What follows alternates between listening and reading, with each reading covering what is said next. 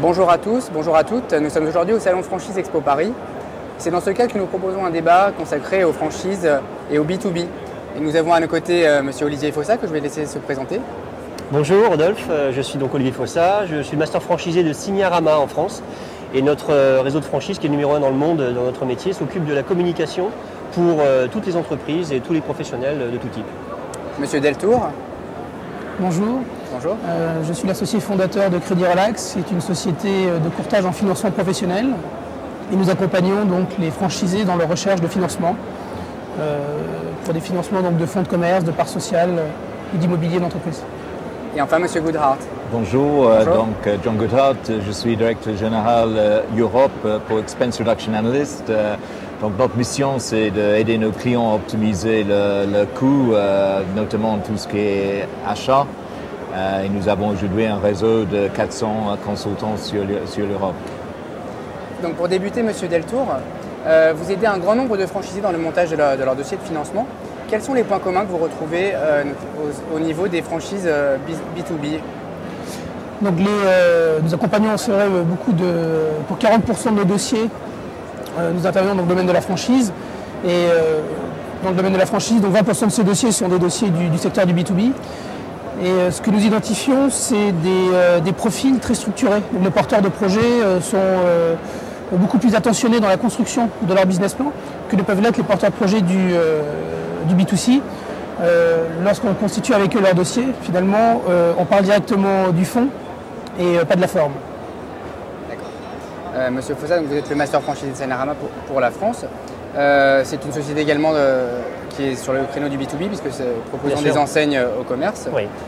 Et tout ce qui est communication visuelle. Oui. Cette société est donc née aux États-Unis, qui est un pays traditionnellement dont le secteur B2B est vraiment beaucoup plus développé qu'en France. Comment s'est passée la transposition de ce concept des USA vers la France? Alors ça n'a pas été très simple, parce que le principe de Signarama, c'est de concentrer tout ce qui est nécessaire à un chef d'entreprise pour communiquer. Et ça va à l'encontre de comment fonctionnent en général les métiers de la communication, c'est-à-dire qu'il y a des spécialistes de la création d'images dans les agences, de l'imprimerie, de la gravure, des enseignes. Et nous, en fait, on réunit tout ça. Mais ce n'est pas ça qui a fait la force et la difficulté de l'adaptation, c'est qu'on est un métier de service. D'accord. Et dans ce cadre-là, le service à l'américaine, c'est vraiment quelque chose de structuré qu'il a fallu renforcer et adapter pour la France, et amener en fait la mentalité française à être plus près de son client, à être plus proche des gens, à être plus commercial. Et ça, c'est quelque chose qui est un challenge qu'en fait on a aussi rencontré dans d'autres pays quand je parle avec d'autres masters franchisés.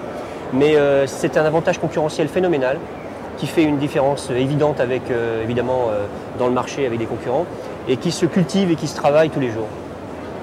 Et enfin, Monsieur Goodhart, donc votre société Expense Reduction Analyst est spécialisée dans la recherche de réduction des coûts pour les entreprises. Comment a été impactée votre société depuis la crise financière qui s'est abattue sur le monde en 2008?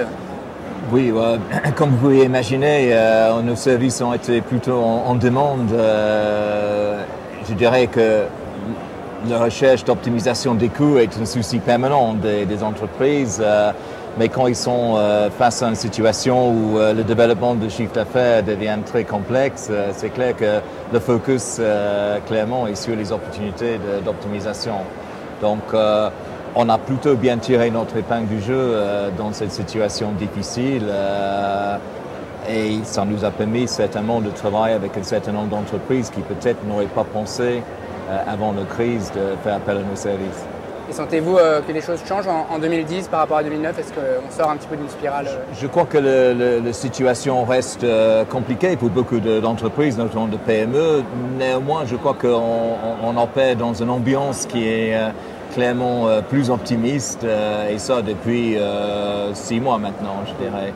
Donc, enfin, merci. Pour conclure, Monsieur Deltour, quel potentiel accordez-vous aux entreprises de services sur le marché français à la lumière de votre expérience, et que peut apporter un réseau de franchise à un candidat qui désire se lancer sur ce créneau?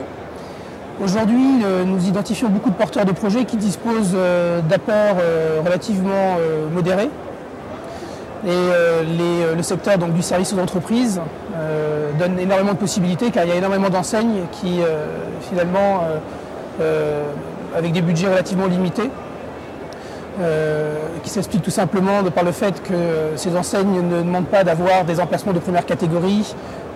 Dans certains cas, on peut même travailler de chez soi. Oui, se passer de local. Donc finalement, avec des apports que je qualifie de petits, on peut très bien intégrer des enseignes B2B. Évidemment, le porteur de projet doit identifier les concepts qui sont innovants, pertinents et évidemment rentables. Pour ces franchisés, la tâche n'est pas facile car leurs clients sont des entreprises, donc il fallait séduire des entreprises, ce qui n'est pas simple, et donc le franchiseur est là pour les appuyer. C'est un partenaire à part entière qui va porter crédibilité et aussi peut négocier au niveau régional, au niveau national, des accords avec des sociétés présentes pour derrière dynamiser et apporter du flux d'affaires à ces franchisés. Je vous remercie. Messieurs, je vous remercie. Je rappelle que nous étions sur le studio de l'Observatoire à l'occasion de Franchise Expo Paris 2010. Merci. Merci. À bientôt.